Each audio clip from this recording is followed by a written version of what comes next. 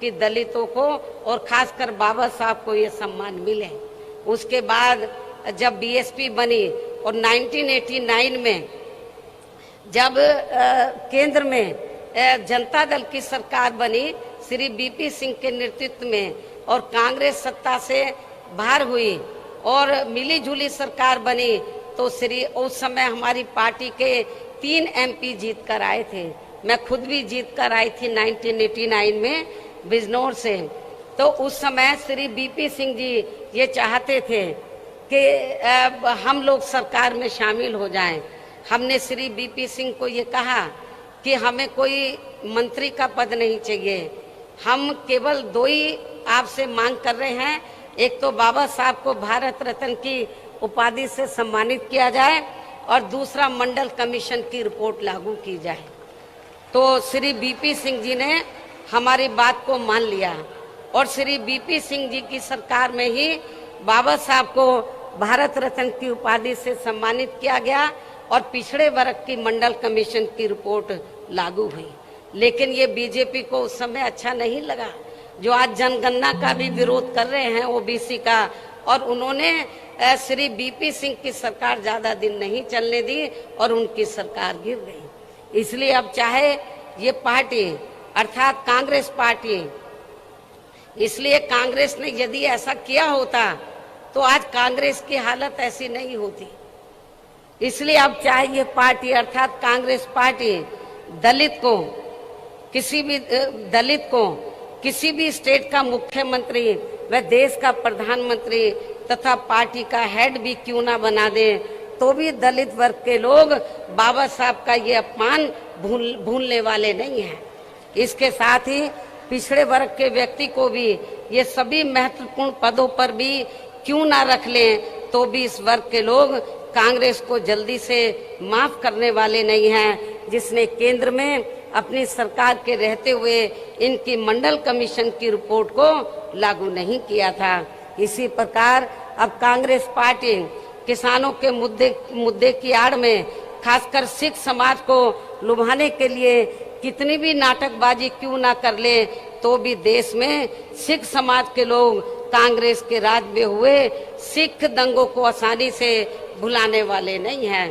संक्षेप में अब मेरा यही कहना है कि केंद्र में जब तक जातिवादी सरकारें चलती रहेंगी, जातिवादी मानसिकता वाली सरकारें चलती रहेंगी, तो तब तक यहाँ दलित वर्ग के महान व्यक्तित्व को आसानी से भारत रत्न की उपाधि से सम्मानित नहीं किया जाने वाला है।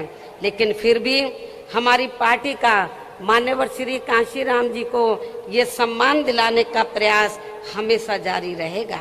वैसे भी किसी भी मामले में कांग्रेस में अन्य जातिवादी पार्टियों को भी यहाँ दलित, आदिवासी व पिछड़े वर्ग के लोग केवल इन्हें अपनी मुसीबत व मजबूरी आदि में ही याद आते हैं।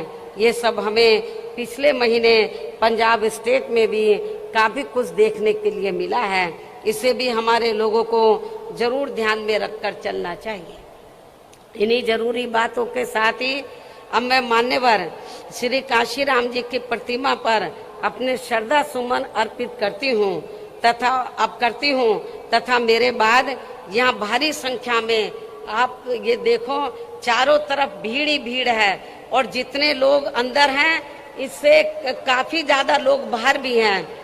तो आप लोग अपने खुद के साधनों से चलकर, तो कल से आप लोग इधर आए हुए हैं। आपको जब मालूम पड़ा कि मान्यवर श्री कांशीराम जी की पुण्यतिथि के मौके पर मैं खुद यहाँ पर स्मारक स्थल पर पहुँचने वाली हूँ, तो मेरे मना करने के बावजूद भी आप लोग नहीं रुके और बड़े पैमाने पर आप लोग यहाँ पर लाखों की संख्या में इधर पहुँचे हैं। इसके लिए तो मैं आप लोगों की बहुत बहुत आभारी हूँ और मुझे पूरा भरोसा है। खास तौर से जो विरोधी लोग ये कहते हैं कि बीएसपी कहीं पिक्चर में नजर नहीं आ रही है, मेरे ख्याल अभी तक पिछले कई महीनों में जितने प्रोग्राम कांग्रेस ने, सपा ने, बीजेपी ने किए हैं, जितनी भीड़ उनके प्रोग्राम में अभी तक आई है उससे कई गुना भीड़ आज बीएसपी के अकेले एक प्रोग्राम में आप लोगों को देखने के लिए मिल रही है। मीडिया को देखने के लिए मिल रही है। तो अब मैं आप लोगों का और ज्यादा समय न लेते हुए अब मैं मान्यवर श्री कांशीराम जी की प्रतिमा पर अपने श्रद्धा सुमन अर्पित करती हूँ तथा मेरे बाद यह भारी संख्या में आए पार्टी के लोग भी खासकर कोरोना नियमों का पालन करते हुए पूर्व की तरह ही पूरे अनुशासित तरीके से इनको अपने श्रद्धा सुमन अर्पित करके तब फिर अपने अपने जिलों में सावधानी पूर्वक वापिस चले जाएंगे और फिर ये लोग पार्टी के आज घोषित किए गए कार्य में पूरे जी जान से जुट जाएंगे। इस उम्मीद के साथ ही अब मैं आप लोगों से यही रजा लेती हूँ। जय भीम, जय भारत। बहुजन समाज पार्टी जिंदाबाद, जिंदाबाद, जिंदाबाद। बहुजन समाज पार्टी जिंदाबाद, जिंदाबाद।